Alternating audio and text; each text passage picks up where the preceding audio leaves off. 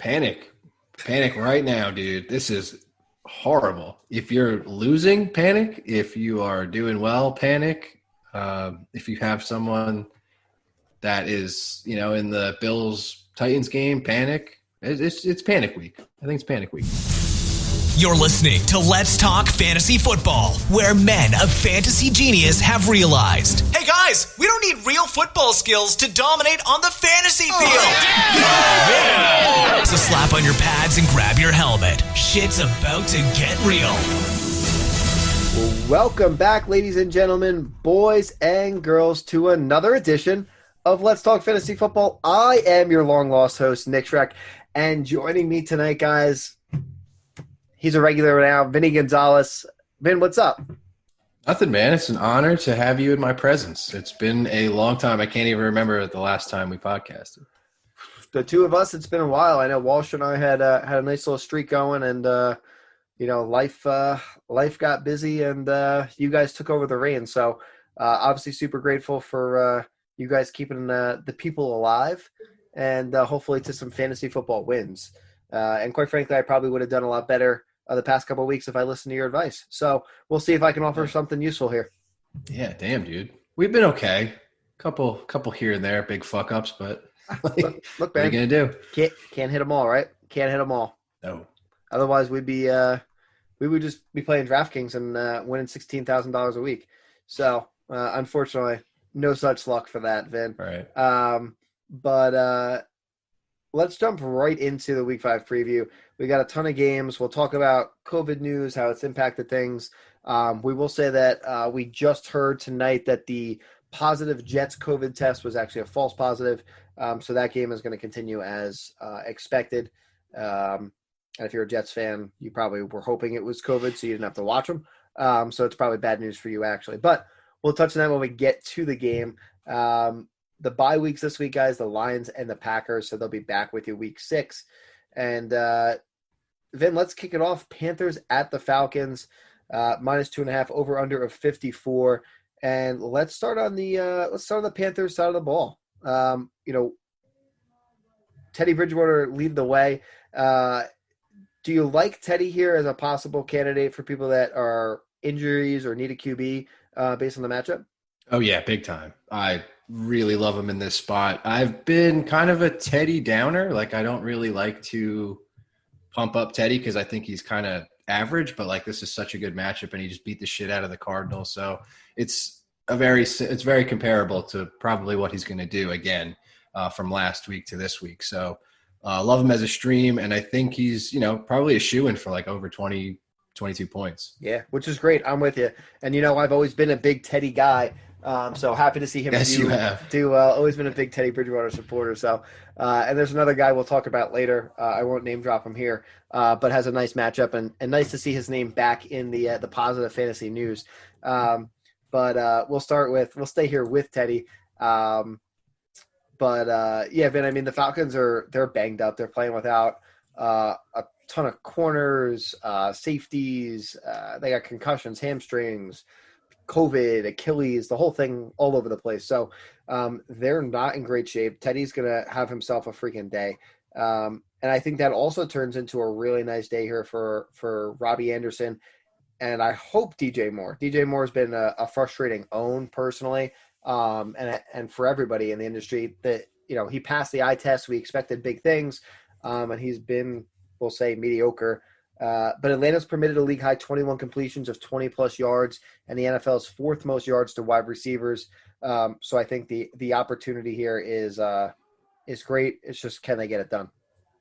Yeah, exactly. I mean, with DJ Moore, you're just like, we've been beating the drum for his breakout for a while just because everything is there. It just needs to hit. And this is probably like, I feel like we've been saying it over and over. Like, this is probably the week. Yes. So I'm just going to keep, like, if it's Falcons week, it's probably going to be this week. So just keep holding on to DJ Moore, better matchups to come too. So he's one of our, like we said, buy low. Yep. So it's always hard to gauge that, how you gauge trades and throughout, like, how it transcends through leagues, but your league mates and whatnot. So you're able to pull strings where you can. But yeah, DJ Moore is definitely on the up. Dude, Robbie is amazing. He's Crazy. like, I think, wide receiver 5, I believe, on the year.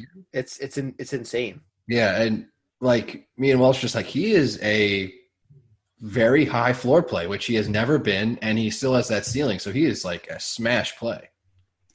1,000%. And again, I remember having this conversation preseason with Walsh, and again, we were all on DJ Moore and whatever, but we were like, I just don't know if Robbie can get it done, in this offense with Teddy and DJ Moore and everything else going on. And he has just proved everybody wrong time and time again so far in 2020. So really fun to watch. Obviously, Mike Davis, if you own him, you're playing him. The Atlanta Falcons, I think he's going to have a bigger impact in the air. They hemorrhage running back receptions. Only the Panthers, Vinny, have given up more catches to running backs, 37 compared to the 34 given up by the Atlanta Falcons. So basically, if you're playing DFS, stacking the Panthers is probably not the worst move. Yeah, I agree. This is probably going to be one of those games where you're stacking a lot just because Falcons are always involved in shootouts, and the Panthers with Teddy in there and now that Robbie's plugged in, like they are looking very high powered. I got to ask you, we love spinning the tight end roulette wheel here, Vinny, and the Falcons have been brutal against the tight end.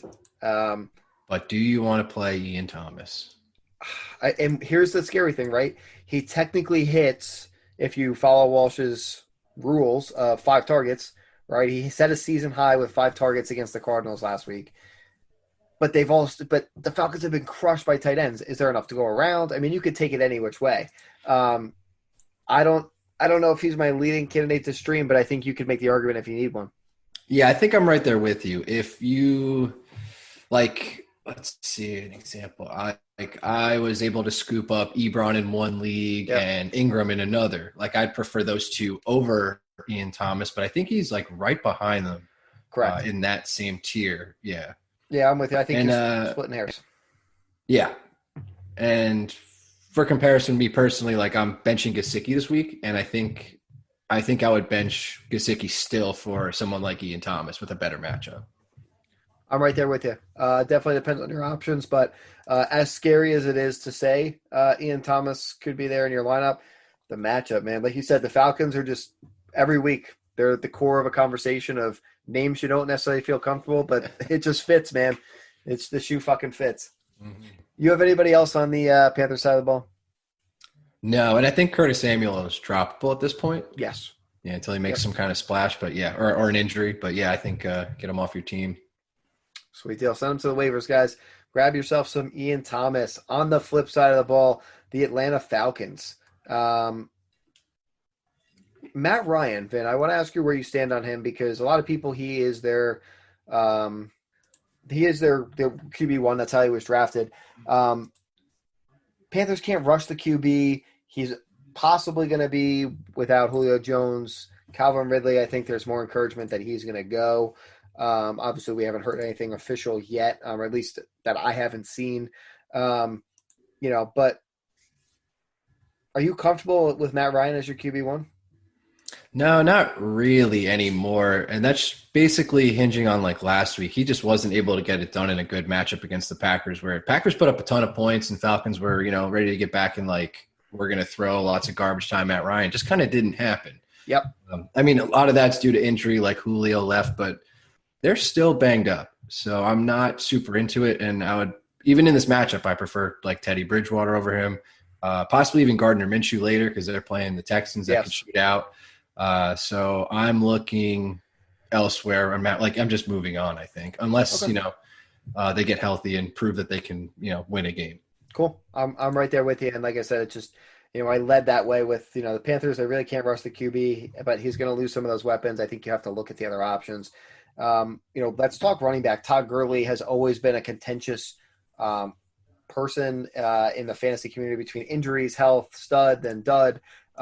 He can't really face a better matchup. The Panthers have been just absolutely crushed on the ground, giving up 4.6 yards per carry, giving up league high 37 catches, which we talked about before. I honestly think if you're a Todd Gurley owner, you should be trying to sell him because I don't think he goes any higher. At all times, please. He had a good week against Packers. He'll have a good one here, and then just ditch him. Correct. There's just issues with the team as a whole being like cohesive as like an offensive unit, and it's just worrisome. His usage is odd. Like it's just insanely odd, and it has been for the last 2 years. So something's up. It makes no sense with the usage. He's living off those short touchdowns. He's averaging only 2 targets per game. Again, you're getting the production, but at some point, as Walsh says, regression is fucking real, and it has to settle out. I would look to deal Ty Gurley, but if you own him and you're playing, he's your guy. He's in your lineup this week, no questions asked. Yeah, I agree. Do you believe Ridley's going to go? I think he will go, and you could definitely play Ridley. I'm much more concerned about Julio, and I know you own him. So what are you doing there? I'm not playing Julio at all, even if Julio ends up active on game day. I just think he's clearly not healthy. In that, obviously, we saw last week Calvin Ridley had 0. Julio Jones, the game, obviously nothing. Things didn't get done the way it should have happened.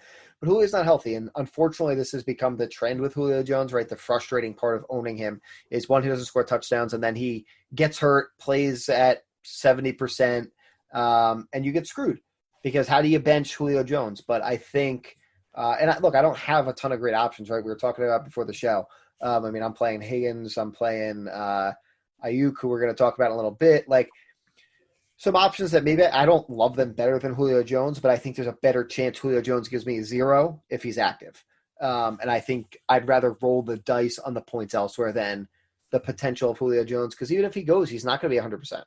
Yeah, I'm right there with you. I like that call. It takes a lot of balls to bench somebody like Julio, but like everything we've seen has shown that it's not a good situation, and it could definitely like bite you in the ass. But if you're going into this game not feeling it, he already fucked you last week with this kind of same situation. So I think you're right for quitting him at this point. I do want to ask you about Russell Gage. Do you think that he has the opportunity to eat here with Julio Jones? I'm assuming is going to be out. Carolina plays the zone coverage, and they haven't played particularly well over the past 4 weeks. Yeah, they've I think statistically they're pretty decent against the pass, but they're letting up a lot of fantasy points. So it's Correct. like one of those weird things, like they're good football-wise, but not great, still letting up points. Yeah. So if Julio doesn't go, love Russell Gage. If Julio does, it kind of muddles that situation, so it makes me less on him, but I still think he's probably going to get somewhere between at least 6 targets this game. So if you're really, really hurting, but I think I'm with you. If Julio's out, then I think Russell Gage is a go. Yeah. If Julio's on, then I'm probably going to pass. But it's the same thing, right? I'll roll the dice on some of the other guys I know rather than the potential here of Russell Gage. But interesting name to note, guys. Ridley, obviously a go. And then again, we're down here with the tight end fucking roulette wheel here. Hayden Hurst. I'm just looking at them. Hurst has scored a touchdown or cleared 50 yards in 3 straight games without Julio. However, Carolina has been pretty good against the tight end. I'm looking elsewhere. Yeah, and the targets just really aren't there for Hurst. Nothing like Julio out doesn't exactly mean Hayden Hurst gets 7 targets a game. So I'd probably prefer Ian Thomas in this matchup. Yeah. Yep. Yep, I agree with you. Anything else on the Falcons side of the ball? Nah. Let's pick it. I'm taking the Falcons. I'm going Panthers because I bet Falcons last time they were favorites against the Bears, and we all know who that ended. Not well. No. All right, Vinny, let's go over to your Cincinnati Bengals at the Baltimore Ravens. Nice division matchup.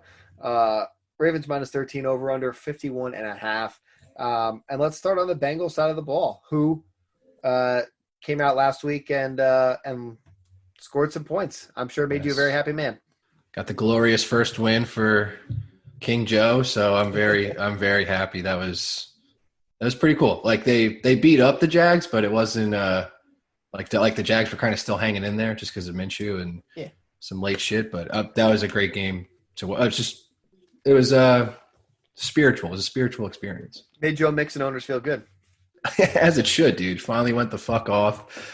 And me and Walsh were saying, just keep him in. 20 touches a game. It's simple. The volume was there. It's just you were waiting for it to go.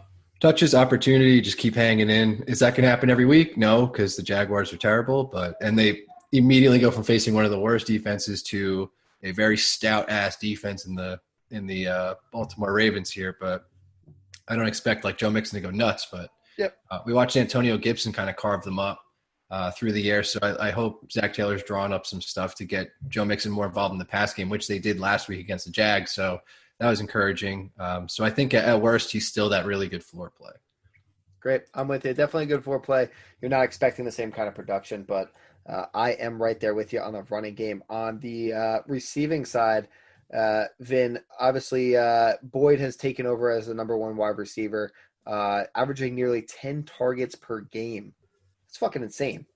Yeah, I think I saw today he's on pace to break TJ Houshmandzadeh's all-time catch record for the Bengals in a season, which would be like really insane. And then Houshmandzadeh was like, "Yeah, man, go out there and break it. Like that's what it's there for." Yeah, man, fucking pump them up. Yeah. So that's great. Do you think that this offense in this game can sustain Boyd and Higgins? That's where I get nervous because we watched. Basically Terry McLaurin was able to have a really good game, a really good outing against a tough with Dwayne Haskins. So, and they don't have nearly the passing volume that the Bengals do. So I think it does bump them up more so than like last week, what we saw with the Redskins versus the Ravens. So I want to say that Tyler Boyd for sure eats in this game, but T Higgins, I would be a little bit more worried about. I don't know if I'm probably looking for other guys in better matchups here.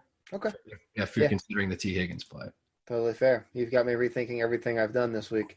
I don't think you have a choice, but well, I don't. It's not would you roll a dice on an active Julio Jones or would you play Higgins? Ooh. That's fucking tough. Probably Higgins. Yeah. That's where I stand currently. So I wish that on no man. Oh my God. it's a terrible, terrible spot to be. But here we are. That's all I have on the Bengals side of the ball then. Yeah, that's about it. I mean, you're not playing Joe Burrow, so he's probably going to he's looked great, man. But fantasy-wise, he's not there yet. He'll definitely cover this game, but he is going to get beat up. Yep. He's going to get beat up. Division games, baby. Always fun. Mm-hmm. Always fun. All right, let's talk flip side of the ball. Baltimore Ravens. Lamar Jackson, who missed a couple practices there, is going to be active. He is fine and will be playing in this game. So for anybody who for some reason thought differently, you can put that to rest. Lamar is here ready to go. Just fun fact for you, for some reason you didn't believe in Lamar Jackson. In last year's 2 meetings, Jackson finished as QB2 and QB1. So he's going to finish relatively around that same spot here again this week. Yeah. Any Lamar Jackson hype package they show is always that 50-yard run against the Bengals and the spin move and the juke. I'm just I'm so sick of this play. But it was so disgusting. It's just, oh God. You can appreciate the talent, right? Oh, big time, big time. And he's definitely going to smash the shit out of him. Yep. Oh yeah. It's going to be a big day for Lamar Jackson, a bounce back for any frustrated owners for one of the early performances there. I want no part of the Baltimore backfield. None. It's awful, dude. It's very much like the Rams. Sorry. Correct. Which we'll get to. Yep. It's the same exact shit. They have 3 running backs and they just fuck around. There's no hot hand thing, or there might be, and then it's there's a starter here, and then it's such muddled bullshit. You have no idea frustrating what to do. Because since he this is a great matchup. They're giving up 5.1 yards per carry. Yeah, great matchup. And I think if you have Mark Ingram, you're probably fitting him in. J.K. Dobbins, I guess you're less inclined to, since he's kind of dipped off. I mean, he's averaging less, just 5 touches a game. Yeah, and honestly, their best back has been Gus Edwards, and they only use him late in games for the weirdest reason ever. And he has 0 targets. Exactly. Yeah, it's just they're a bizarre offense, and they just get it done basically through Lamar, and then everything else is just thanks for the opportunity. Yeah, they don't give a shit about any of us. It's hey, whatever. They win games. They don't care about the running game and how it impacts us. So if the 3-headed monster works for them, great. But it does shit for the rest of us, unfortunately. Mm-hmm. All right, let's talk receiving options. Marquise Brown. He comes off his second over 85-yard game of the year. He obviously goes down to 1 yard line in the first half of last week's game. He's got to find the end zone, so we're going to see some positive regression on him at some point. He's going to have himself a nice day. We watched DJ Shark do it. We watched OBJ do it. I think he's going to have himself a nice day and get back on track. Yeah, I think you nailed it. He's big bound to, escape and go deep on the Bengals here. Like at some point or another, he's going to break free. So I think he's going to nail that long touchdown for you, be a very solid ceiling play. And then everything else, like even including Mark Andrews, I'm kind of scared of. You're scared of Mark Andrews? I am. I mean, I'm playing him if I own him, but the usage has been very suspect. Yeah, I mean the usage is the usage has been concerning. He's got 4 touchdowns. The Bengals have given up the 7th most yards to tight ends. I'm not concerned about him. I think he's a no-brainer tight end, one play. I get what you're saying, right? Like if you own him, you're playing him. But it's fair to be concerned about the usage. More season long. Definitely play him here, like of course, but I meant like more. Oh, you mean long term? Yeah, like the longevity of like if you're a Mark Andrews owner, you're probably just like all season with him. Yep. But it's just like I've noticed it's just the usage has been it started out great and then really brought back to reality and it's just like shit, this is as much of a slam as I thought. I got you. I thought you meant in this game here specifically. Fuck no. That's why I was like, I don't see it, but I got you. Long term, fair enough. But in this game, he's a smash start, elite tight end number 1. Yeah. That's it on the Ravens side of the ball. Vin, same for you? Yeah. All right, let's pick it. I'm taking the Ravens. I am too, but betting wise, you have to take the Bengals with that plus 13. Yeah, plus 13 is wild. Is wild. You already got your bet in? Oh yeah. Lock it in, baby. Gotta get it. I actually got it when it was 14.5. So wow. Oh, that's money, man. Fuck. 14.5. Good for you. All right, Vin, let's talk Jaguars at the Texans. -6, over under 54.5. The Jags-Texans projects as a potential shootout game here, Vin, as the Week 5's 3rd highest point total. And you had mentioned this earlier on in one of the other previews about the potential for a lot of points to be scored here. So let's start on the Jaguar side of the ball. Minshew mania continues in Jacksonville. Yeah, I think it keeps rolling in this game too. I mean, I would be scared to play Minshew just because like that's never fun because we've seen the roller coaster that it can be. But in this game, like when I originally looked at it, I was like, this is an easy under because I just was a little concerned like Texans switching head coaches, Jaguars kind of being up and down. And then I realized like they're both fighting for their fucking season here. And Texans need to make a statement. Jaguars need to cling to life. Texans need a fucking win, period. So I think it's just going to be a fucking dogfight, and they're just going to keep slinging. So I do think that Minshew will benefit from that as well. Yeah, I'm with you. I'm playing Teddy Bridgewater over Minshew, but I think you can play Minshew if you need a QB to stream based on the matchup and how the Texans have been against QB. Higher ceiling, yeah. I think Teddy has I think he gets best of both worlds with Teddy, but for the ceiling play, it's definitely Minshew. Yep. No, I agree. Definitely have better upside. Let's see. When it comes to the running game, James Robinson, I think he's a high floor RB2, possibly a low, maybe I'll say an upside running back 1. The Texans have just been crushed, 5.41 yards per carry rushing. And Chris Thompson didn't touch the ball once in last week's loss to the Bengals. So I think he continues to get fed the rock. And again, with the over-under and the points to be scored, I think a nice week ahead for James Robinson. Yeah, even in a disappointing outing and a good matchup against the Bengals last week, still did pretty well for you. And it just seems to be one of those things that we're just going to have to get used to. Like James Robinson just fucking always in, running back too. Crazy times we live in, Vin. Unbelievable. Receiving game, DJ Shark. I'm just looking here. Really the only person I have any interest in from the receiving side. Houston can be beat, period. Yeah, I think you can spot play Shoutout. Fuck Chris Conley. I don't think he's very good. And then like Keelan Cole is getting on like that for like Russell Gage kind of sketch. Yep. So I think like Shoutout, I would prefer as like the number 2 option in the passing attack, obviously. Yep. And then Keelan Cole you could possibly sneak in. But yeah, I mean, there's just going to be points to go around in this game. So I think you're going to want to try and maximize that opportunity. Yep, I'm with you. Anybody else on the Jaguars side of the ball? Nah, I was going to say, no, I'm not going to say it. Okay, good. But let's bury that one back down. We're gonna bury that one back away. Let's flip over to the Texans side of the ball. Fun fact, Vin, they played their first Bill O'Brien-less game since Week 17 of 2013. He's been their coach for 7 years. He's been there since 2013. I guess he was in. Mother of God, dude, he destroyed them. I'm just looking to confirm. Yeah. No, that makes sense now. Yep. Yep. Texans from officially 2014 because I guess he was the interim when they fired. Yeah, I can count that though. But yeah, I mean, he was still the coach, right? He took over, so fucking wild. Wild. It's all JJ Watt's fault. He like yelled at him at practice and it's like, you are a fucking shitty coach. And then the owner is like, if JJ said it, like, dude, you're a bag of shit. JJ is the voice. He's if he tells me it has to be done, it has to be done. Goodbye, Bill. You're the weakest link. And he is gone, which is good. Gone. Which is good. It is 100% a good thing. I mean, I remember the shock that went around when, not that nobody else does, but DeAndre Donkins, when he was traded in the offseason. I mean, everyone's like, what the fuck is going on here?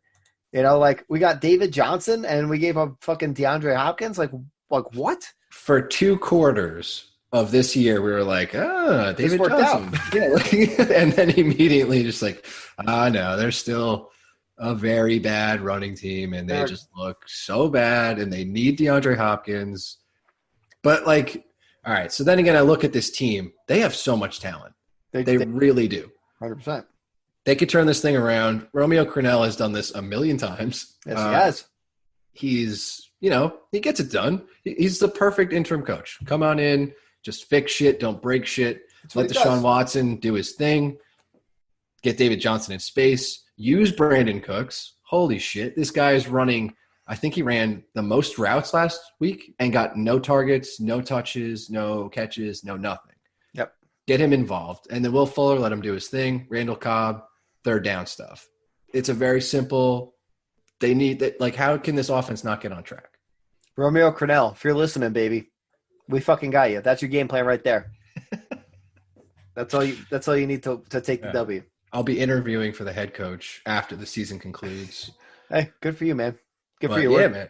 I think they come out and they just go guns blazing. Deshaun Watson, I think he could possibly be QB1 this week, just straight up. 100%. No fucking mercy. Yep, no mercy. Lots of points everywhere. David Johnson's a solid running back 2 play here. We just watched Joe Mixon go fucking nuts. Only 5 teams have permitted more running back catches than Jacksonville this year. They've given up 28. So you own him. He's in your lineup. There's a bunch of injuries anyway. And Will Fuller, 100 plus yards and or a touchdown in 3 or 4 games. He's in your fucking lineup. Yeah, Will Fuller's been great outside of the 0 game, which I don't even know if that was necessarily his fault. If you're a Brandon Cooks owner, you're holding him, right? I would not be playing him this week. I want to see. I'm a hold. Yeah, see what he does, and then because there's just been, I think he's had a couple 0 games, and then over 100 yards out of nowhere. So yeah, hold and see. Yeah, Cooks. I mean, he stays like the ultimate like boomer bust fucking like flex play wide receiver fucking 4. Like no, there's no confidence. Like I'm holding him, but there's nothing to give you any inkling. All right, I'll do you one better, Van. Okay. Higgins or Brandon Cooks? Higgins. All right. So that tells you exactly where we stand. Yeah. We didn't feel good on Higgins. We definitely don't feel good on Cooks. I feel a lot better about Higgins now with that comparison. All right. Anything else on the Texans side of the ball? No. All right. Let's pick them. I am taking the Jaguars. Wow. Okay. I'm taking Texans. All right. Minshew Mania, baby. Find a way. Lots of points. All right, on to the Las Vegas Raiders at the Kansas City Chiefs, minus 12.5, over under 55.5. Let's start on the Raiders side of the ball.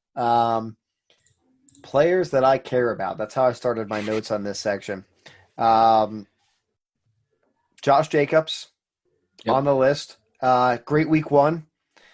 And he's been a rough own since then. And should be the ideal start here, right? Against Kansas City Chiefs, giving up 5.15 yards per carry. At least for the first 2 quarters, I think he better make a dent, because it's like the formula to beat the Chiefs is run on them, and you can only do it for so long until you fall behind. Correct. And that's what I was going to say, is as almost 2 touchdown underdogs in Arrowhead. I know it's not a stadium full of fans like it normally is, but the Chiefs offense is good. They're going to continue to put up points, and I don't think the Raiders can hang. And that is significantly going to hurt Josh Jacobs. If you're a Josh Jacobs owner, he's in the lineup, but you don't feel as good as you should going into a matchup like this. Yeah, completely agreed. And then I have Darren Waller, who leads all tight ends in targets and catches. And he's going to be just fine. High volume tight end 1 against the Chiefs. Yeah, absolutely. They're going to have to throw at some point, like we said, and, it really only goes to Darren Waller. Henry Ruggs, I've read before, I believe he is expected to be active. He's at least trending that way. With the hamstring, he practiced full for the first time in 3 weeks, so it looks like he's going to be a go. And then, that kind of shoots all opportunity for Hunter Renfrow, the little opportunity that he had. Correct. And that was kind of all we were targeting. I mean, Aguilar had a decent game, but you're not playing him, no fucking way. And you're not throwing Ruggs out there in this situation. Yep, So. and like you said, Renfrow kills you. 17 targets over the past 2 weeks. You were chasing the volume against the Chiefs defense that is not great. But with Ruggs active, you're going to mail it in, and we're going to leave it at Josh Jacobs and Darren Waller. Yeah, and I think that's probably for the foreseeable future. Yes, and I don't remember what their schedule looks like, but Josh Jacobs owners need to hopefully he has a good game and then see what your options are after, I think, depending on what the schedule looks like. But running back sucks. We'll talk about Miles Sanders. He's got a bad matchup. There's quite a few bad ones this week. On the Chiefs side of the ball, Vin, Patrick Mahomes, as far as we know, has come back negative for COVID, despite a very scary photo that we thought could turn into some bad news for him. So obviously good. He's active. He's in your lineup. Clyde Edwards-Helaire, you're a CEH owner. You think he's gonna have himself a day here? I hope so, man. He's been a quiet, frustrating own. Yep. He's been very good, and it's just like me being selfish and wanting more. And then I've also somehow they're always in prime time. I was gonna say somehow I've always seen the Chiefs, but yeah, of course, every week. And it just seems like he's running into a wall. I think he's kind of afraid to try and make a big play, and I think there should be enough opportunity in this game for him to really bust loose again like we saw week one. So I'm all in on a potential boom game here. Yeah, I agree. I think it's just it's a good matchup. The Raiders are giving up NFL high 69 receiving yards per game to back. So I think good opportunity here for him.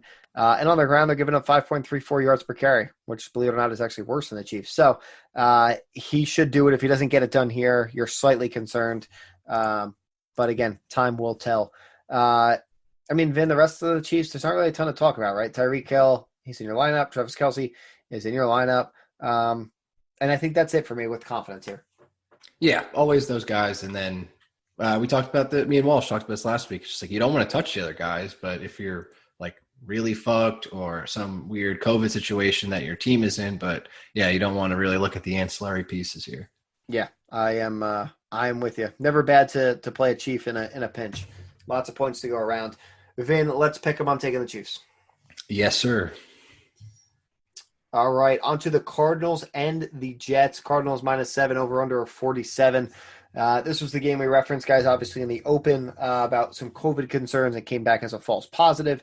That game is going to be on as scheduled despite protests by Jets fans. So that game will happen. But let's start on the Cardinals side of the ball. Kyler Murray has quietly, I feel like, not been as good, right? He's had a bunch of rushing yards. He's got 4 rushing TDs. But I feel like through the air, he hasn't been as impressive as I thought he was going to be. So we saw a lot of holes in his game during the Lions game because they gave him time to throw. They kept him in the pocket, and he looked like absolute shit. And he threw 3 picks. I think one of them he might have been okay with, but the other 2 were really bad. Yep. So And then Walsh was kind of alluding to this last week. Kyler Murray is only good when he can get, or when he's in a matchup where they're just going to pressure him the wrong way and get loose, or it's like an opportunistic matchup where he can run. Playing the fucking Jets, dude. He's going to destroy this fucking team. Oh, I'm not. No, I didn't mean it like that, but I'm just saying, like, throw it out the window for this. Like, long term, it's like the Mark Andrews thing. Like, longevity, perhaps we have a fucking problem here. Sure. Today. Yeah. Today, we don't have a problem. You're playing the Jets. Longevity-wise, he might not be able to hang with, like, good teams. So it's going to be something we'll need to see from Kyler before then. But, like, fuck, he is massive smash this week. You're playing the Jets. Again. Kenyon Drake, same thing. Can this be the get-right game? I'd hope so, right? Jets are giving up 4.57 yards per carry rushing. Enemy backfields are averaging 152.8 total yards and 1.5 TDs on average. So if there's a spot for Kenyon Drake to get his shit together and get it right, this, again, should be it.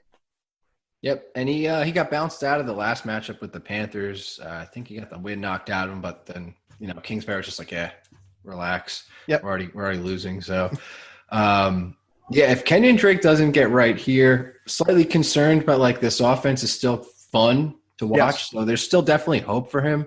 But in a positive matchup like this, you need this guy to get 20 points. Yep. You need the big week you expected when you drafted him in the second round. Yeah. That's actually a very good way to put that. I forgot how high he went. He went very high. Yep, and I think a lot of us were skeptics about the price, but that was the ADP off the board. I know a couple people are like, "What the fuck?" And it is what it is. We've all been there, done that. The only other person on the Cardinals that I'm interested in is DeAndre Donkins, averaging nearly 100 yards per game, leads the NFL in catches with 39, and 7+ receptions in 4 of 4 games this year. You're gonna crush your bet with Walsh, as if you didn't know already. Yeah, Walsh already, I think. He admitted defeat. He submitted like week 1. I was just I know. He was like, I was wrong. That felt great. So, I mean, he was definitely like impaired last week with that ankle injury, but I think he's going to want to shred, and the Cardinals need a win badly. So I think they go guns blazing here. As much like I said about the Texans, like your back's up against the wall. Like, this is panic mode for a lot of teams. So Correct. Anybody for you on the Cardinals side of the ball left? No. Nah. Too much ambiguity. Jets side of the ball, Vin, super easy. For me, it's Jamison Crowder. Leads the Jets in targets 10 with 10 and receiving. He went 7 for 104 and 0 and 84% of the Jets offensive snaps. Flacco is going to check down to him like fucking crazy. He's the only one I have any kind of confidence in, and the rest is trash. Absolutely. It is just Jamison Crowder straight up. I know Le'Veon Bell is supposed to be back. Yep. But like, who gives a shit at this point? He was playing bad anyway. They don't use him right. We've seen that a million times. That's just like never going to happen. So he was bad last year. He's bad this year. It's just been a consistent. I don't know why anybody expects it to change. It's the Jets. The Jets don't change. Yeah, they won't, and they will get Trevor Lawrence, and they will ruin another career. But yes, Jamison Crowder, he will probably catch 8 to 10 balls this game. Yep. Volume play, baby. Volume play. I think I could pick it for both of us. We're both taking the Cardinals. Oh, yeah, for sure. For sure. Sweep it on through. Vin, Eagles at the Steelers. Steelers -7, over under 44.5. Let's start on the Eagles side of the ball. Again, super easy for me on players that I care about. Miles Sanders, who not a good matchup at all. Oh, it's terrible. It's such a floor week. But it's going to be a volume play, and he's really like a low RB2 flex play. You probably don't have a better option based on drafting him in the first round. So he's probably in your lineup. And it's Zach Ertz, who's going to lead them in targets. Pittsburgh, unfortunately, has been very good against the tight end, only allowing 3.7 catches for 41.3 yards on average. But that's it. There's nothing else with the Eagles. I am concerned about Ertz long-term, but again, he's in your lineup this week. Yeah, I mean, long-term for Ertz and now, because like we saw last week, we were just like, Ertz is going to eat like 11 targets or whatever the fuck he was supposed to do against the 49ers. He did really nothing. And the 49ers are another tight end that's like another matchup that's rough for tight ends. And then he comes into another one against the Steelers. So I'm a little worried about Zach Ertz. Zerts. I'm not like exactly looking to pivot to like fucking Ian Thomas or something like that. But yeah, like that's where the longevity concern comes in. It's just like, how can I keep doing this all season long? You can't. And I think, unfortunately, this is one where you're gonna have to make a decision at some point. Like we were talking about before with who the fuck were we saying it about? Sorry, give me a second. Brandon Cooks, name value? No. Mark Andrews. Very similar. Mark Andrews, you can be upset about probably longevity, but you're still probably going to roll with him all season or most of the season. Well, their offense is also much better than the Eagles, correct, so you're feeling a lot better. But it is a very, very comparable situation. But like I said, I think Andrews is one where like you can get away with it for the year, and then we see where we're at. I don't think you can do that with Ertz, which is frustrating. Yeah, and then it's just like what Ertz makes his money off of, dude. Like there's nobody. So like. He can make us eat shit and just go off this game, of course, but I'm super concerned. Like last week was the week to do it, and just like practice squad guys are catching touchdowns.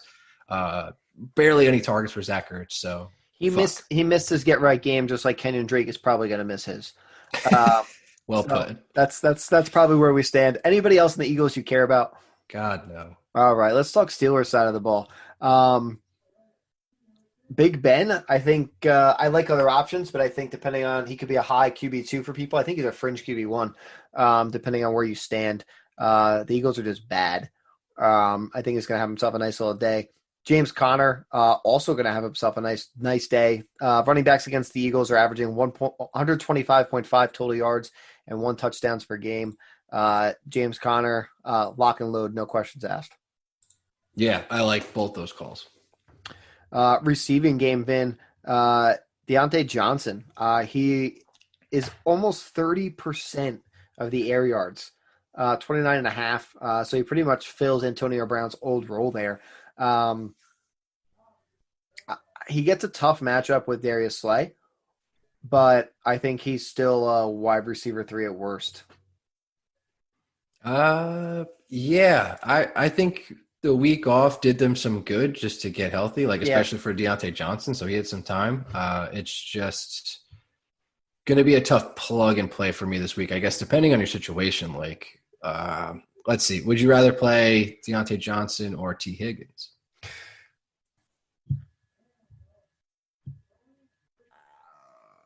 I might play Johnson for ceiling.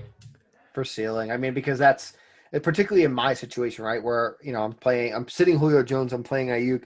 Like, I think I need some upside somewhere, and not that I guess it can't happen. I just wouldn't expect Higgins to go for 20 points. Right. Yeah, like Johnson's much more likely to do so. But again, yeah, it's a little nerve-wracking. I think if you can afford it, give him another week. If not, swing for the fences.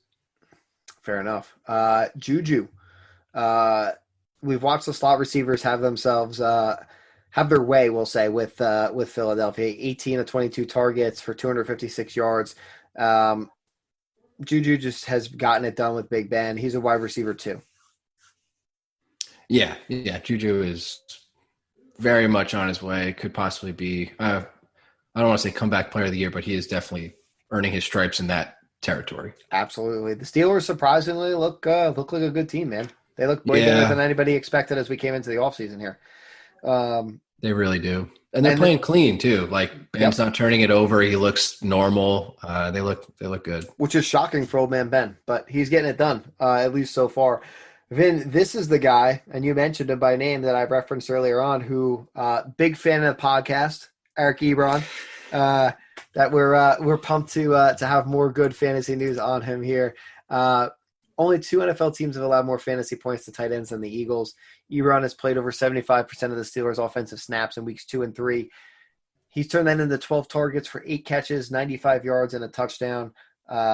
He's a tight end 1 streaming candidate. Yeah, this is going to be a huge boom game for Eric Ebron. I'm so pissed I didn't get him in our league. And I wound up with Evan Ingram. I'm just like, God damn it, this is not what I wanted. But still a decent play. Anyway, Ingram, Jesus Christ. Eric Ebron is going to slam the Eagles. I'm thinking at least 2 touchdowns. I don't know about over 100 yards, but he'll at least have 5+ catches as well. Love it. And that meets the threshold for exactly what Walsh is looking for. So you can't ask for much more than that. Oh, dude, it's way better. You're right. And it's Ebron, baby. Exactly. Ebron. That much sweeter. Nobody's bigger fans than Eric Ebron than us. So we know that it's going to happen. Vin, do you have anything else on the Steelers side of the ball? I do not.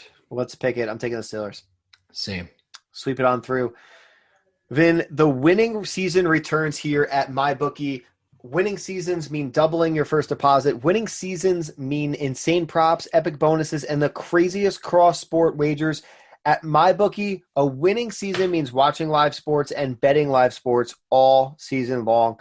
Rejoice, the NFL has returned, and that means action-packed Sundays and huge cash prizes. Get in on the action. Use promo code Let's Talk and double your first deposit. New players get up to $1,000 in free play, designed to add more excitement to the sports you love and the games you bet. Bet with the best this NFL season for your chance to win big. Use promo code Let's Talk and double your first deposit. Your winning season begins today, only at MyBookie. All right, guys, and we are back. That was MyBookie. Guys, use Let's Talk to sign up and get that sign-up bonus. We hope to see you over there. You will find us on the platform playing and taking advantage of some opportunities to win big. We love the NFL season, baby. And with that, Vin, let's go right into the Rams, who are -7 at the Washington football team. Still throws me to call them the Washington football team, but here we are. And supposedly they want to keep the name, which is even wilder. But I don't like it, man. It's the Washington football team. It's grown on me. It's going to take some time. It'll take the season. But I mean, I don't know what their alternatives would have been anyway. So, again, it's just one of those, like, everybody hates change, right? We all hate change. Washington Redskins, baby. Like, now it's the Washington football team. It's just an adjustment. That's all. Striker, you're going to bleep that, right? You can't say that. Say what? What you just said. You can't say, I'm not going to repeat it. Oh, God forbid I put you on the spot. Sell me down the river. Real nice. some freaking co-host to blast the spotlight. I appreciate that. Oh, God. Let's talk Rams side of the football, Vinny. Players I care about. Absolutely zero of the running backs, and we hit on this before. It's a fucking disaster of a situation back there. Cam Akers is expected to return, and now you've got Malcolm Brown and Darrell Henderson. It's a disaster. They pulled the classic shit where it was like, all right, Cam Akers is out. So 2 weeks ago, it was supposed to be Malcolm Brown since he dominated, and then he gets nothing. Darrell Henderson goes off. And then last week against the Giants, Darrell Henderson does dick. Malcolm Brown gets all the work, so much passing work. And then I couldn't even believe what I was watching. Now that Cam Akers is back, totally untouchable. They're all holds until all of them get hurt, like besides the one you own. There's no other way I could put that. Yeah, you got to hold them and hope for some clarity at some point. But yeah, there's no confidence. There's no starting any of them. It's just a fucking nightmare. Mm-hmm.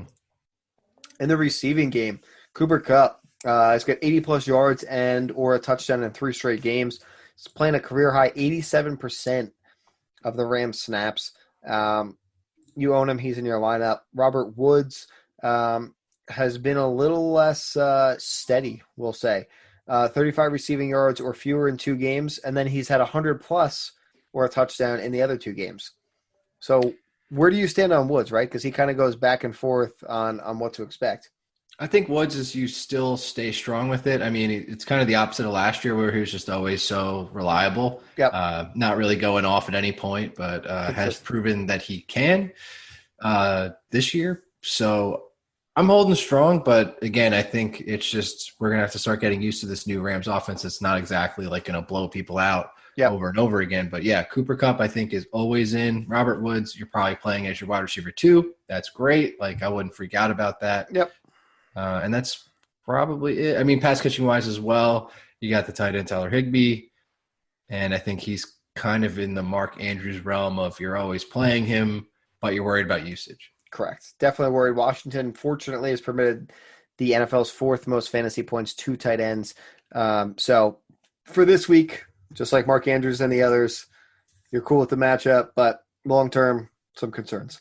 Yeah. Vinny, the Washington football team on the other side of the ball. Only 2 players that I actually care about. Antonio Gibson. who, despite having a run unfriendly script, seemed to make things work for him so far this year. And the Rams are giving up 4.84 yards per carry and 151 total yards per game. Gibson's a running back 2 for me. Yeah, I think you nailed that absolutely. He is getting more work as the weeks continue. Obviously beat out Peyton Barber and J.D. McKissick somehow. I can't believe he did that. I'm shocked. Yeah. So he's obviously working his way up the pecking order at the top there. So that is good. And in this matchup, I think it's tougher than it appears on paper. Like, it seems decent, but there's a change of quarterback with Kyle Allen, so it's kind of like that unknown factor. Sure.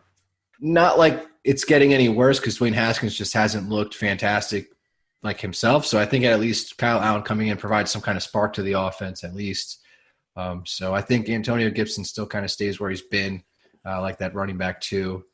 And then with Terry McLaurin, I mean, you lose Dwayne Haskins like with the college connection, but Kyle Allen's still decent, and he can still get the ball to Terry McLaurin, who's still filthy. Correct. He's still really good. He's probably going to draw shadow coverage from Jalen Ramsey, which you don't love. He's done a pretty good job so far this year. I think he's a boomer bust, like wide receiver 3, right? With Terry? Yeah. I would say low 2, just because volume. Like, they really, like, they don't have anybody else. No. Yeah, you're right. I guess the ball's got to go someplace. All right. That's fine. I'll give you that. Anybody else on the Washington side? Walsh would be angry if we didn't talk about Logan Thomas, who just hasn't been able to make it happen despite, like, massive volume. So if we're trying to call that shot again, I mean, if Terry's going to be on lockdown, ball's got to go somewhere. If you are in a 14-team league and you need a tight end, Logan Thomas could suit those needs. Walshy, that's anywhere else, no. That's for you, Walshy. Let's pick it. I'm taking the Rams. I'm going to actually take the Redskins here in an upset. Hey, Ed, hope you enjoyed that one. That one's for you. I think it's literally just because of Ed. Just that's it. Just a little bias mixed in. Let's talk Dolphins to the 49ers. Actually, sorry, go ahead. Didn't touch on Goff as a streamer. Do you think he's a streamer? No, I like too many other options. Okay. Like all the other guys we talked about above him. Yep. Everybody we've hit so far already in the podcast. Do you feel same, differently? I think I do feel the same. I just feel like we should have touched on it, but I think you're right. Okay, fair enough. Yeah, I mean, I kind of glossed over as I was doing my notes, and again, I see the argument for him, but as I was doing the notes on some of the earlier guys, as I worked through the games, I just was it was easier to toss it to the side because I couldn't convince myself to play him over some of the other ones. Yeah. So maybe a disservice to some of you listening, but at the end of the day, it's just the truth. Dolphins at the 49ers, -9, over under 51.5. On the Dolphins side of the ball, Vinny, Gaskin and Devontae Parker are the two that I've got here for players I care. Just Parker for me, man. Okay. Because, the other guy would be Gesicki, but I talked about him earlier, and it's a tough-ass matchup. Ertz did nothing with nothing but potential in front of him, and Gesicki's kind of been sliding down the last 2 weeks, so it's getting concerning. So I think you can stream, as we've said. I think you can get away from him this week. Fair enough. Yeah, I mean, you're right. I mean, I look at Gaskin here, and it's Niners giving up 2.97 yards per carry. He's losing passing down work to Breda, and in danger of being touchdowns vultured by Jordan Howard, who is the king of fucking vultures. You're right. I probably would have better options where I'd feel more comfortable playing over Gaskin. So, fair enough. Devontae Parker, 22.3% target share over the past 3 games. So, ball's got to go somewhere. Yeah. What do you think about Tua potentially coming? You think it's happening anytime soon? I don't think it's yet, but I think we're getting there. I think maybe next week. I want to say maybe closer to week 7. Unless this is a total fucking disaster. But I don't think we're going to see Tua quite yet. But it's coming. It'll be this year. Just checking real quick for their bye week. They got some time. Yeah, I don't know. I don't know, but Yeah. I feel like it's a late buy. yeah. I wish it could just happen. It just need to happen. It's coming, man. I mean, at some point, things have got to balance out. But what's up, buddy? Milo is joining the podcast. What's up, dude? You've wandered your way in. You want to come join? Come here. There you go, dude. You can give us some insight and advice. The people want to hear it. Go ahead, dude. Come on, tell us, what do you think? Do you think it's going to be Tua? No? All right. Maybe next week. Bark twice for Tua, once for Fitz. Woof. Oh, looks like it's going to be Fitz. There you have it. He has spoken. That's all right. Well, we appreciate the insight, Mai. You are always plugged into the Dolphins side of the ball. So, yeah, you're giving us some good stuff. Vin, you ready to talk 49ers? A little bit more meat on the bones. Sure. So we're going to get Milo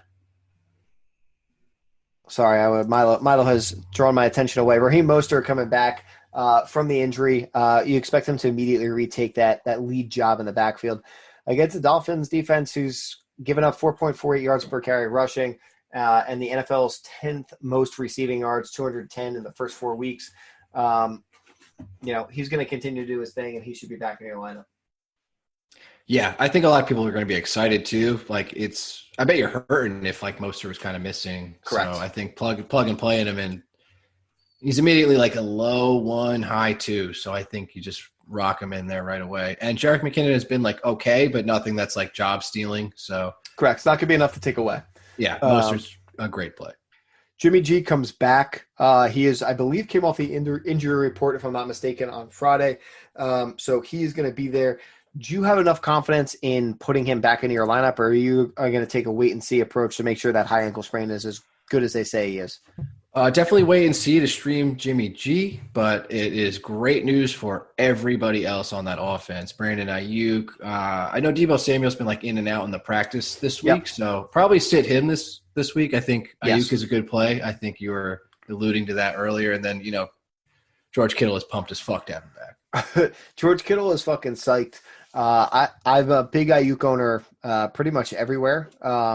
So I'm hopeful that continues, and I do think it's going to be a nice little start for him. Deebo is super interesting when he finally, I think, gets back up into full form here. But yeah, I think he's probably going to be about 50% of the snaps. He played only 34% last week. I'm sorry. So wait and see on Deebo, but Ayuk and Kittle back in it. I will note that I think for Jimmy G, nice things is that he gets the Rams in week 6 and the Seahawks in week 8. So if he does get healthy, could be some nice spot starts there. Damn, 49ers got to win now. Yep. Those are tough-ass games. Yep. All right, they're going to splatter the fucking So should be a lot of points here against the Dolphins, most of them coming from the 49ers side of the ball. I agree, especially with the Dolphins coming out to them. Yeah, it's gonna be a bloodbath. Vin, anything else on the Niners side? I don't think so. Let's pick it. Take it to the Niners. Same. Sweep it. Sweep it through. Colts at Browns. Colts -1 over under 47.5. On the Colts side of the ball, Jonathan Taylor is first guy on my list of players I care about. Why? I want to believe, but I understand. Look, if this isn't the same backfield we've been shit talking, it's the same three-headed monster that we've been talking about. I think I've been hooked enough from what was it when Marlon Mack went down, or was it the following week? I don't remember. When Jonathan Taylor went out there and got it done, and I'm encouraged by. I don't know. I guess I'm a sucker for believing that he can be more of that guy. Snap percentage has gone down. Carry percentage, every percentage that is good has gone down for Jonathan Taylor lately. And it just seems like the Colts and Frank Reich just want to play smart football, and that's good for them. And Walsh touched on that as well last week. And they have an embarrassment of riches of talent, and they don't give a fuck how they win or who they use. And they just game plan the shit out of games, and they're winning. And why would they care about how they do it? Yeah, you're right. And Cleveland's only given up 3.55 yards per carry. They have done well with that defensive front. I I still am okay with it, but I guess it depends on your options. It's more of a personal preference rather than, as Don would say, a gut call, which typically don't go well for us.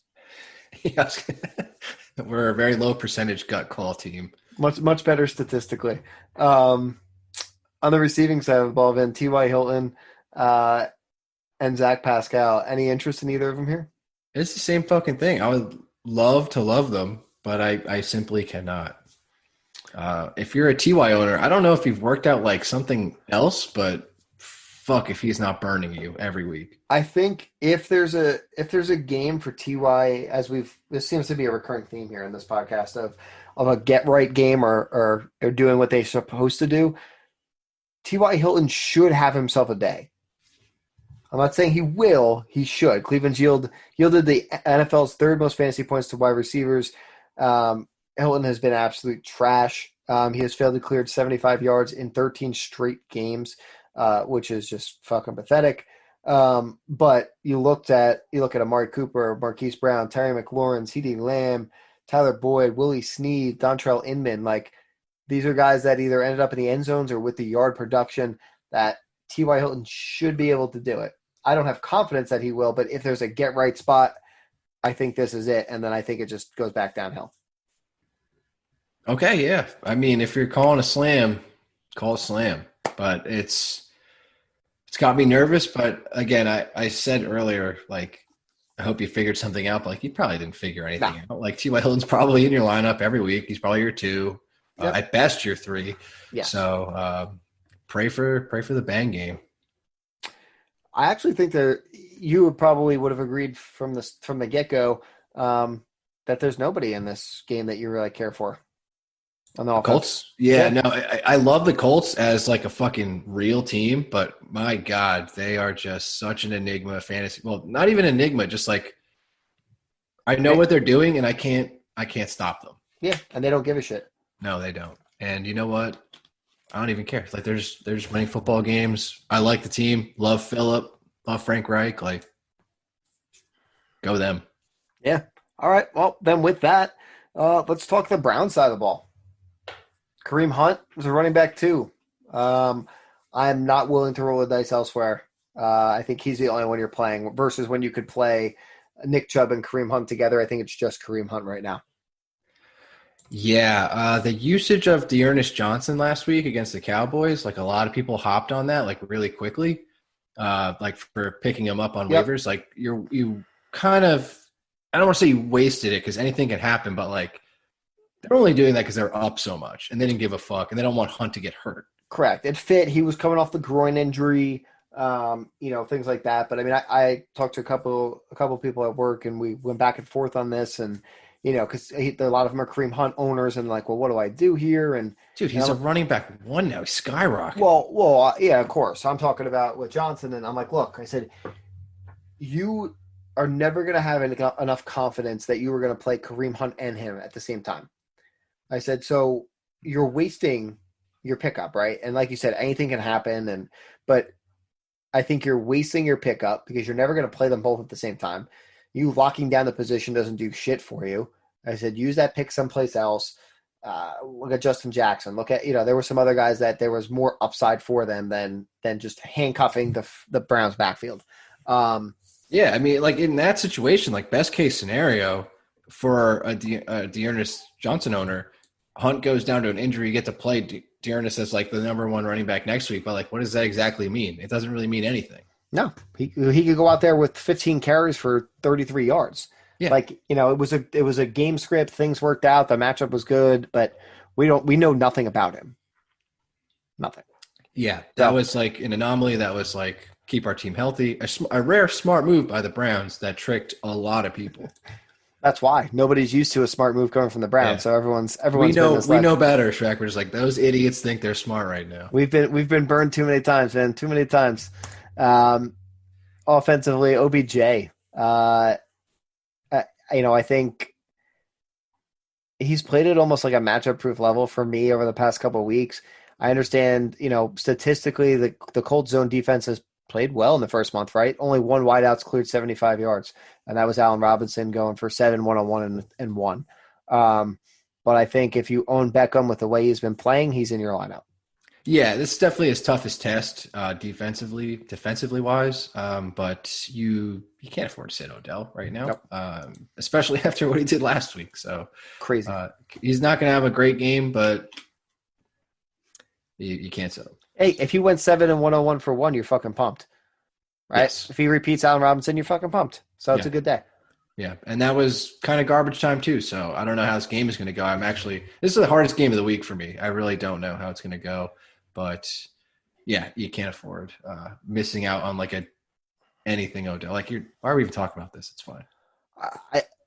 I feel like you had to just because of the matchup, but that's it on the Brown side of the ball. Yeah. And if you're playing Austin Hooper for whatever reason, we got Njoku possibly coming back this week, or he's at least practicing. So not that was a great play, but just to keep you informed. In the loop. All right, let's pick it. I'm taking the Colts. Yeah, I'm going to too, but it is very scary because if the Browns win this game, I'm scared of the Browns, and that sucks. Yeah, that would hurt to say. I could feel it. I could hear the pain in your voice there. That one hurts to say. Then Giants at the Cowboys, -8.5, over under of 54. Let's start on the Giants side of the ball. Danny Dimes, streaming candidate to the stars. I think he's an underrated QB1 streamer here. Fuck, I like that so much for daily fantasy, not for like. That's fair. Long at all. That's okay. I'm okay with that. But yes, that's fine. Yeah, they're playing the Cowboys. If you're looking to dude, they need to do something here. They have 3 total touchdowns this year. 3. It's a get right game. Garbage. Sorry for beating a dead horse. This is get right week, Schreck. It's get right week. It is the get right week. So we'll see. But yeah, I agree. Fine for DFS. Season long, probably some other options, but it definitely could work out here. The Cowboys give up a ton. Evan Ingram, you are now an Evan Ingram owner, picked up off the wire. Averaging 7.5 targets a game, Vin. 90% of the offensive snaps. Dallas is... It's a get-right game, dude. And, Dallas gives up a ton to tight end. Like, it just seemed like at best, this is a shootout. At worst, the Giants are playing catch-up. So I feel like at worst, again, Evan Ingram is going to have his 7 targets. So it's going to be at least an opportunistic play on my part. So why not play it in a game where I expect some fireworks? The upside's there. Look, dude, at worst, you end up Austin Hooper against the Giants at 5 for 34 and a touchdown. Yeah. I think that's probably your floor. So you got nothing to go but up from there, and that's a good spot to be, particularly with a waiver wire tight end. I agree. Darius Slayton, baby, it's a get right fucking game. It's a blow up spot for Slayton. I think him and Danny Dimes have themselves a nice day. Darius Slayton is going to be in. I think he's got to be in almost all my DFS lineups. That's a fantastic call, Schreck. I like that a lot. I hope you win some money, dude. Compete for Walsh. Like, bump past that 16K. Yeah. I'll throw a cool 1,000 into play, and we'll see what happens. What's the worst, right? I lose it. Who cares? Yeah, no big deal. We're rich. Cares? Yeah, we're loaded. We're loaded with money. That's why we do this podcast. DK Metcalf, then he went for 110 and a touchdown. Calvin Ridley 7 for 109 and 2. Robert Woods 6 for 105. Like, we're watching it happen. I think it's a Darius Slayton game, which if Quarter's listening, should get him hard. So there you go, Ty. Some good news for you. That's it on the Giants side of the ball for me, though. The running game is a fucking disaster. Yeah, this is another. It's even worse than like the other situations. Another theme: a get right game and a disastrous running back core. Fuck. Yeah, we're that's what we do here, Vin. We find fucking themes in the weeks. Cowboys side of the ball. It's a stay right game. Dak Prescott, Zeke, Amari Cooper, all locked and loaded, no questions asked. CeeDee Lamb, high ceiling wide receiver too? Oh, yes. Every single week. And what about Mr. Dalton Schultz? A little banged up right now, but yeah, he is definitely emerging as one of the early, like, thank God I fucking picked this tight end up like week 2 kind of guys. So I think he's 8 targets over the last 3 games, man. That's fucking incredible. I mean, that's definitely due to the way the Cowboys are playing right now, but I don't know if that shit's going to stop anytime soon. Sure. I'm with it. Yeah, you're right. It's game dependent, but who cares? You come down to 5 a game. We're still fucking pumped. Yeah. You know? If they run an effective offense where they're up by a touchdown and they're running and then they play action and don't like it's yeah. I think you're lucky to have Dalton Schultz right now. And he's probably going to be a season-long savior. Yeah, especially with the disasters we've touched on tight end today. You know, a lot of long-term question marks. Dalton Schultz, I do not believe is one of them at this point. Yeah. So, right now, early Darren Waller award goes to Dalton Schultz. Wow. Good call. Forgot about that award. All right, let's pick it, Vin. It's the Cowboys. Yeah, I would. Oh man, if they lose this fucking game, oh my god, blow it all up, baby. Blow it all up. Jerry Jones should fire himself. Vikings at the Seahawks, Vin, -7. It's a Sunday night game. Over under 57. No Week 5 game is totaled higher than the Vikings Seahawks, Vin. So that means some fucking fireworks for fantasy owners. Let's start on the Viking side of the ball. 3 guys I care about: Dalvin Cook, Adam Thielen, Justin Jefferson. Nailed it. Yes, they are going to have to ball. Thielen may go for 250 yards. Justin Jefferson is going to continue to fucking rock and roll. And who doesn't love himself some Mr. Cook? So easy. Yeah, very easy. Sweep that analysis. Seahawks side of the ball. I mean, again, I think this is, again, super easy, right? Russell Wilson in your lineup. Chris Carson in your lineup. Tyler Lockett, as we say, a get-right week. I think he gets right from his scoreless 39-yard dud against the fucking Dolphins. Yeah, I mean, that sucked, but we've seen that happen with Tyler Lockett, like, here and there. But Jesus Christ, dude, he's so good. So he'll be fine. He'll bounce back. And DJ Metcalf continues to be ridiculous in his sophomore campaign. Yeah, he's fantastic, man. It's been cool to watch him grow. Like, he's just been doing multiple things. I know the joke was been like he can only run straight, but he is just fucking people up. It doesn't matter how. Let me ask you, Schreck, season long, who is going to have the most out of these two, like fantasy points at the end? I think it's DJ Metcalf. I own a lot of Tyler Lockett, so I would prefer it be Lockett, but I think it's DJ Metcalf. I think as the season goes, I think Tyler Lockett kind of pulls away. I think he has more catches, and I think DK still has the bigger plays, but I think season long, Tyler Lockett, I think I would prefer. I like your analysis better. Yeah, because that's better for me. I wonder why. Yeah, no personal bias on that one. That might have been the easiest game so far, Vin. And it's like very exciting too, in like a big game. So. Correct. Big game, lots of points. Let's pick it. I'm taking the Seahawks. Yeah, I am too, but I would not be surprised if the Vikings cover. Nope, I wouldn't be shocked. Look, I wouldn't be shocked if the Vikings win the game. You know, I think it stays. I think it stays closer than the 7. But because we got to pick, that's what we'll do. Send it on onto the Broncos at the Patriots, 8.5 in, over under a 54. Drew Lock is limited, but do we expect him to go? I'm not sure, and I'm not entirely sure it affects anything anyway. So we can just analyze it as is, and worst case scenario, they let Rippin rip it again. So he was okay. Yep. I mean, against the Jets, he threw 3 picks. So going against the Patriots, I don't exactly have high hopes for him. Nah. But he can definitely support the other guys fantasy-wise. So there's that. Oh, boy. Hold on. Sorry, I lost my spot. What you looking for, Schreck? Everything kind of froze up on me here as I was trying to pull up my my stuff on the game. Jerry Jeudy. Vin, he scores his first NFL touchdown against the Jets last week. Makes a really sweet catch. Do you think that he's able to make it happen here against the Patriots? No, I would not trust that. Very low volume, and that was insanely lucky. He should have had 2 points that game. Yeah. And instead he wound up with, as everyone put it, mossed that motherfucker on the Jets. So, I mean, Jerry Jeudy's awesome, but it's just the offense has not really found itself, and they're not going to find itself in a situation where Lockett is questionable, Rippon might play, and he gets low volume. So Jerry Jeudy's kind of on the outs for me. Fair enough. Noah Fant banged up. We don't expect him to go. So if you own him, you're obviously looking at other options. On the ground, you got Melvin Gordon, who went well last week, right? 23 carries for 107 yards and 2 touchdowns.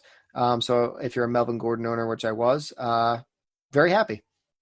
Yeah, only problem there is Philip Lindsay is expected to be active this game, so he's probably they're going to get back to the 2 splits, so the short-lived Melvin Gordon volume play is gone, but the two-headed monster play for those two is not necessarily a bad thing for either of them, so I'm not exactly off them as like someone beneficial to your team right now.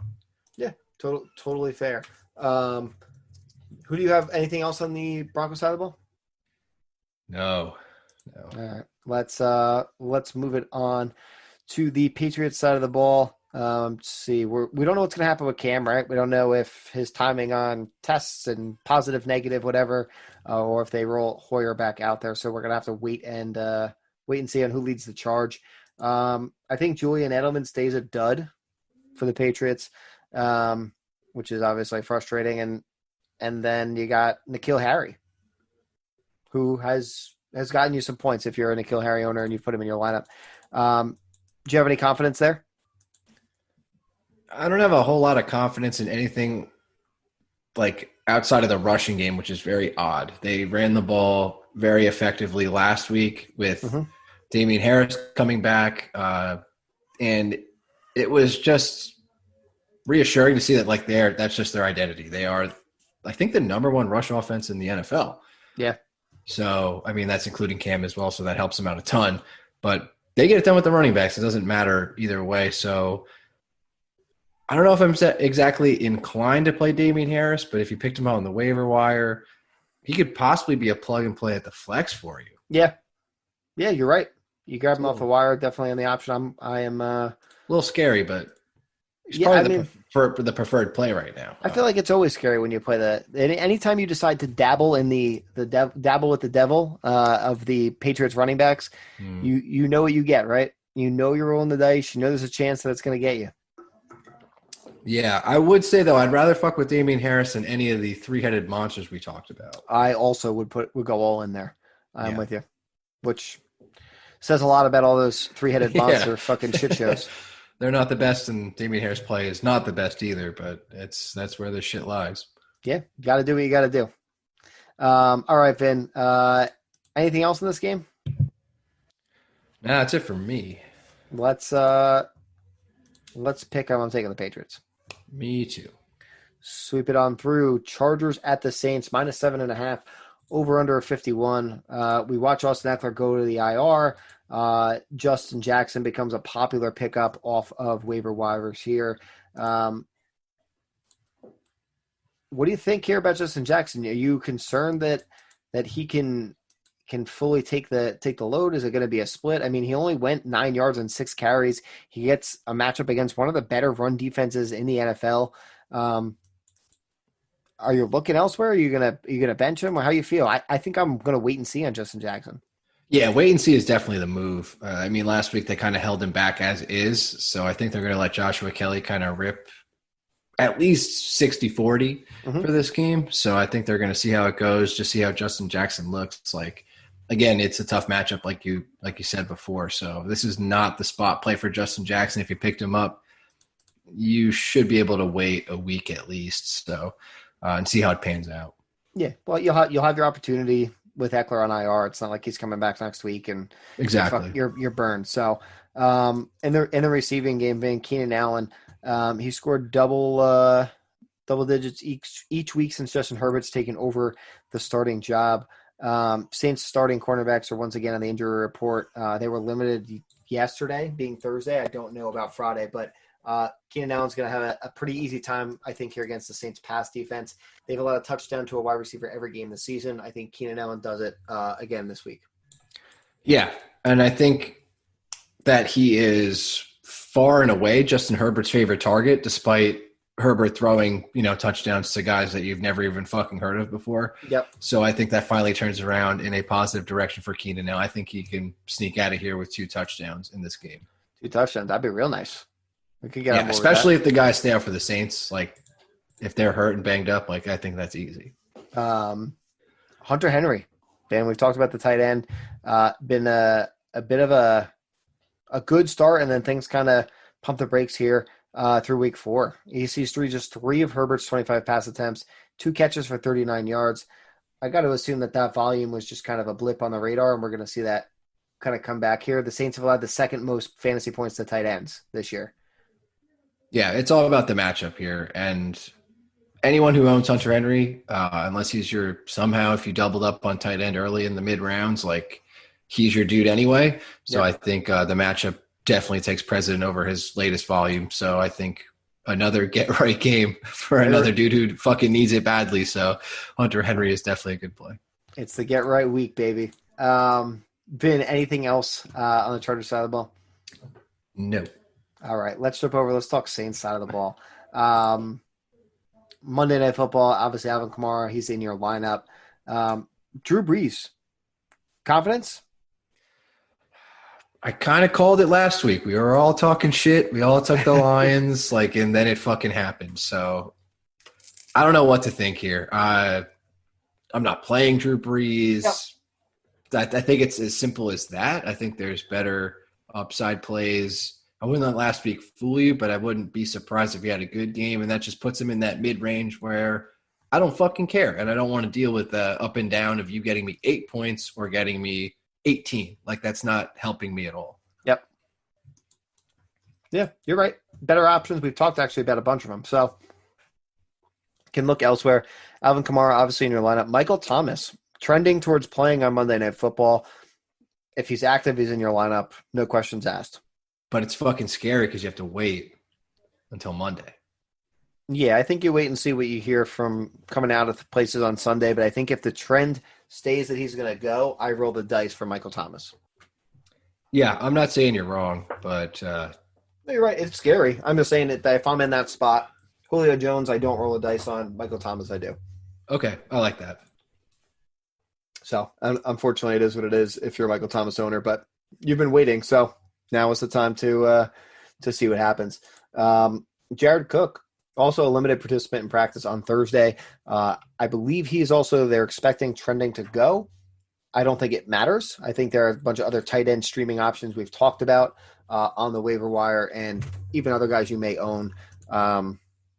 Jared Cook's just a pass for me. Yeah, he's definitely on the lower end. Like, if this game was at 1:00, I'd maybe feel differently about spot playing Jared Cook. But now that it's on Monday, I'm not even fucking close. You can't have any. There's no confidence. No way. We're worried about Michael Thomas, who is, at least if he goes, you think he'll be okay. But yeah, and correct me if I'm wrong. Saints have a bye week next week, so I would not be surprised if they just kind of take a back seat here. Yeah, I agree. Let's anything else in this game? Nah. I was about to get ahead of myself. Let's pick it. I'm taking the Saints. Saints as well. All right. The Bills at the Titans. So the infamous Titan COVID outbreak has obviously put us in a bit of a pickle, Vin. Tuesday Night Football. I know. As of now, we have Tuesday Night Football, right? I don't think there were any new positive tests for the Titans on Friday, which is good. Big celebration. Big celebration. We'll see what Saturday brings.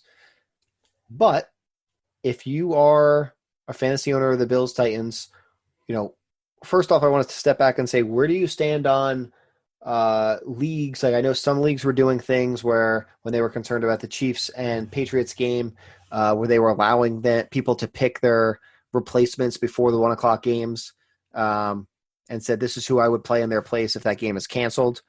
And that it was allowed by the commissioner to swap those if it was necessary. Mm-hmm. Or are you if you decide to roll a dice on a Bill or Titan and then they don't play and that doesn't count towards the week, then so be it kind of guy?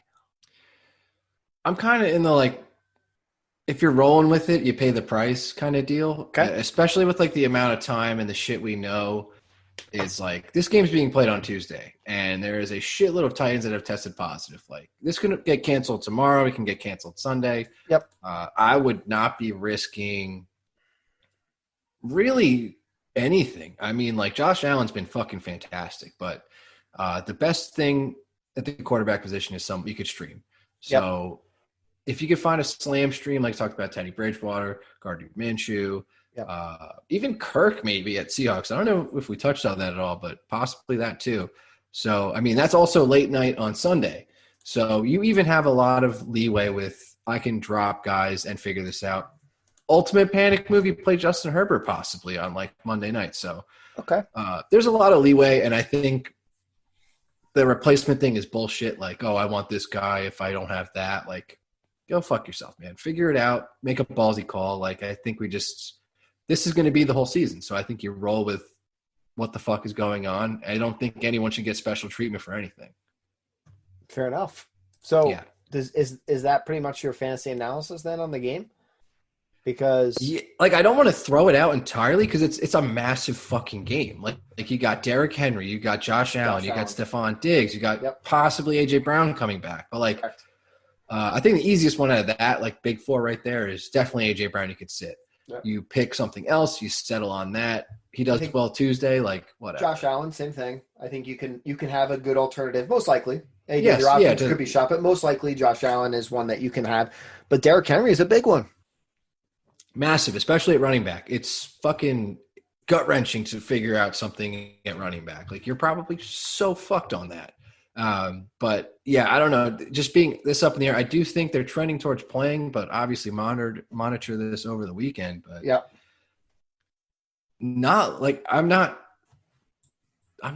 it's not concrete. Like, it just seems like this game isn't going to happen. I don't know. It might be the Tuesday vibe. It might be the Titans just testing positive all the time, but I'm sketched out beyond belief. Yeah, I'm with you, and I think, and that's kind of why I took that stance before we even dove into analysis was, realistically, leagues are handling it differently. But if your league shares Vinny's approach and opinion that if you're gonna do it, you're gonna do it, or you're not. These are the risks. These are the risks we take. So I think I'm. If you own Derrick Henry, are you going to roll the dice on him? I think that depends on my running back situation a lot, but maybe not, man. Yeah, maybe not. I think I would look elsewhere unless I was totally boned. So, fuck, I was going to say you could pick someone up like late. You can't even swing that with like any of the late games. So what if you picked up Justin Jackson? Then I'm definitely waiting till Monday. Yep. Well, of course. But, I guess at that point you would hope if the game is going to be even if I have if I have Derrick Henry and then I have Latavius as like a guy, okay. I could play Latavius on Monday if it looks, because that's a good matchup against the Chargers. He can eat. Yep. But definitely not one you want to. But he can get you a fucking all possibly things 10. Considered. Yep. Okay. It's just hard for me to visualize this game happening. I mean, right now signs point to yes, but it is so far away on Tuesday. It seems like it's just not a real thing. Yeah, well, especially at the pace that these things have come out, we're hearing about new tests and this, and now they're modifying the rules that think games can be forfeited, and it doesn't paint a good picture, particularly because at some point this is going to happen to other teams, right? We thought the Saints had a positive guy, came back false. We thought the Jets had a positive guy, came back false. There's going to be more people that come back positive. So a team that already has it spreading, you got to think someone else in that group was exposed during that same time period. I'm with you. I probably would try and avoid that game at all costs, which just sucks to say. Mm-hmm. Yeah, for sure. And then, as a Bills owner, I'm concerned if they play against the Titans, they could contract. You're right. They can cross-contaminate or, whatever the fuck. I'm definitely a scientist in this field, so I know what I'm talking about. But, yeah, it's not like you're almost rooting for this game to be canceled so you can make a fucking move now and then just deal with it instead of I'm holding my nuts waiting for Tuesday Night Football against a very COVID-positive Titans team, What a disaster. It's been very – and then, from the NFL standpoint, they've just been doing whatever the fuck they want. Correct. So, the Titans got fucked for 2 weeks now. They pushed the game back. They missed 1 week, possibly forfeit this week if they test positive again over the weekend. Yep. But yet we have the Patriots were forced to play without one of their best players, Cam Newton. primetime Monday night on like some bullshit. So Yep. I don't know. It's been no consistency and very. And we're going to see it the again. place. We're going to see it again, and we're going to see how they implement. Obviously, moving forward, I hope the Titans are the only franchise that has this kind of widespread. But I'm afraid that that's not going to be the case. But I hope I'm wrong. I do hope I'm wrong. But close quarters with people, man.